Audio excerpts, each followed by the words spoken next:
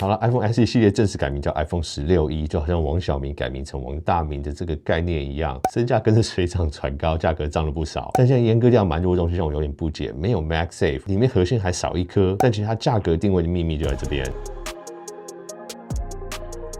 大家好，苹果的 iPhone SE 不对 ，iPhone 16E 终于发表。那虽然我还是比较想叫它 SE4，因为除了它的价格随着它的命名提升了一个等级之外呢，其他内容的规格跟爆料先前预期都一模一样，所以整体来说不算有惊喜啊。那以这个价格带后，把它升到2万台币以上，其实里面因素很多，但是让它 CP 值瞬间降低了不少。马上就很多观众都在讲啊，觉得 iPhone 16E 这次不香了。那我们就直接先来讲里面的规格。其实整体外形来讲，跟它里面使用这些材料都很像 iPhone 14。那首先嘛，正面没有动态岛，保留了刘海，6.1寸 OLED 的萤幕。那外观颜色呢，只有维持黑色和白色。那据说没有红色的原因，就是因为这个染料目前可能有些环保上的问题，苹果在解决。那未来呢，当他们解决这个问题之后，还是可能会有红色的机型推出，但是不知道多久之后。萤幕解析度呢，也跟 iPhone 14一样，是2532×1170，那没有到15的2556×1179。那萤幕的峰值亮度呢，也是跟14一样，一般时候800 HDR 的时候1200，那没有更高的室外峰值亮度，像1516系列一样。这看起来就真的完全就是 iPhone 14的萤幕吧？那它的机身整体的尺寸呢，也跟 iPhone 14一模一样。那除了它重量比14少了5克之外，那毕竟可能也少了一颗镜头。那侧边的静音按钮呢，变成这个多功能的按键，但是相机控制键是没有下放到16E。那我们来到背后，大家可以看到是单镜头的配置，那采用的是4800万画素感光元件，那支援2倍的无损变焦，但是它稳定性的功能其实和15是有差距。这边提到就是说它是光学影像稳定的功能，那同时它也不支援16更新的照片风格模式，你不能细去调整它的色调。那这点我觉得还好，因为我也没有在用了。单镜头呢可以支援人像模式的拍摄，但是它不支援事后的焦点控制调整。同时也因为单镜头的关系，你在录影的时候它不支援电影级模式，那也不支援动作模式，那当然的也没有办法拍摄空间影片。但有点意外哦，在这个收音的地方，苹果有把这个混音功能下放，那这一点我算是蛮惊喜的。那前镜头呢1200万画素，他们说现在跟 iPhone 16系列都是一样，但很奇怪的，既然用同一颗镜头，但它的前镜头也把这个电影级模式阉割掉，可能想说后镜头没有，前镜头也不应该有。那另外在机身上面阉割掉一个部分，让我非常的讶异或有点失望，就是它竟然没有 MagSafe。那为什么会这样想？有人说先前 SE3 也没有，但是你这次竟然用的是 iPhone 14的这个机壳。那 MagSafe 这个功能其实从 iPhone 12代开始，在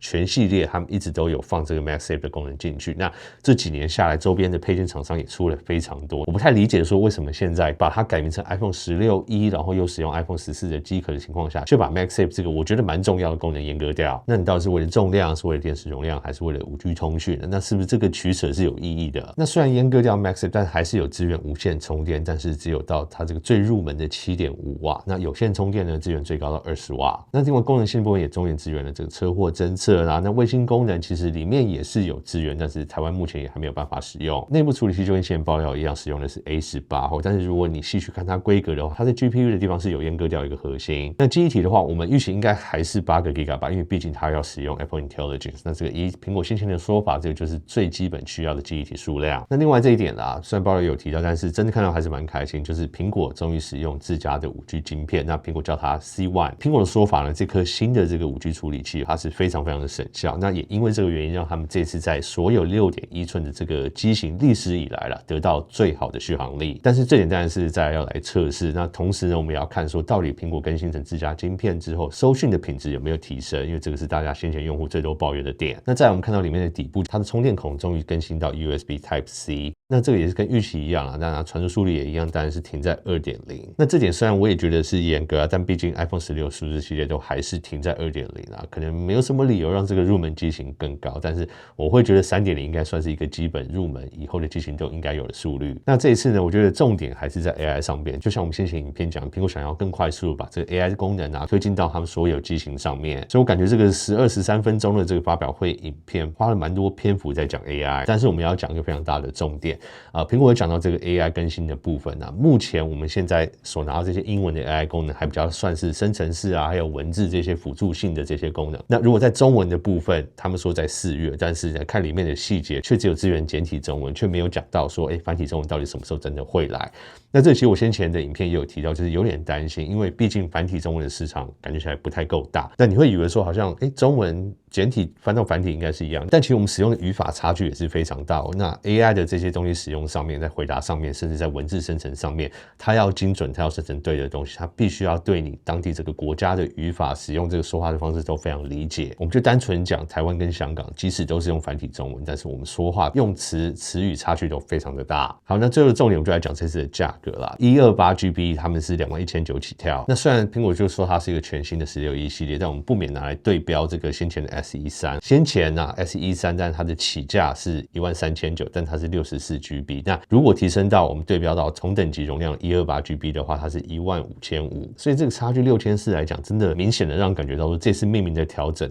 它的意义是不是就是单纯在价格调涨，完全拉开了产品线？那发表会中也不用刻意去提到说，对比上一代的 S13怎么样，因为它就是完全不同的产品。但我们还是要讲回来台湾的价格差距这么大的原因，在我们上支讲到 AirPods Pro 3的时候也有讲到，其实就是因为这几年汇率的波动。那因为 S13是3年前的产品，那3年前台币对美金的汇率大概1:29、30左右，对比到现在1:33，那自然这个差距很大，也造成我们现在看到在 PowerBeats Pro 2的价格调涨了不少。但我们拿开汇率我们去看它这个定价策略我们看到 iPhone 14本来是599美金 ，iPhone 15 699，iPhone 16 799，所以这样看起来非常清楚，这一支取代就是 iPhone 14。那台币上的定价策略也非常的清楚了，16E 21900， 15 25900， 16 29900，他们的差距都是4000。那我们现在也提到过，说为什么这次的这个16E赶在2月比较提早来推出呢？其实，在欧盟因为充电孔的关系他们的 S13跟14都已经没有在架上，那苹果要尽快去补足这个入门机价格区间的空缺。所以你看到16E出来之后，在其他的市场，他们的 S13还有14都已经移除，现在变成全线的 iPhone 都是使用 USB-C 的接口。官方定价的这个售价策略来讲，看起来好像16E不能算不合理，因为它就是要卡在14的这个区间嘛，然后跟15差距100美金。因为一般人看上去你会觉得说，贵了4000块的15，它又没有 AI 处理器，又上一代的，那现在会不会16E反而好像有点合理？苹果这个定价策略当然就是希望你一直看上去买更贵的机种，但大家买手机当然就不会只看官网，外面有手机行有经销商，这个差价就非常有意思。毕竟15已经出了1年半，16已经出了快半年，所以他们其实在外面贩卖的价格都折价了不少。那看回来好像16E的 CP 值就不高。那我们刚看了 iPhone 16 128GB 在外面的价格是26,700左右，那差的只有4800块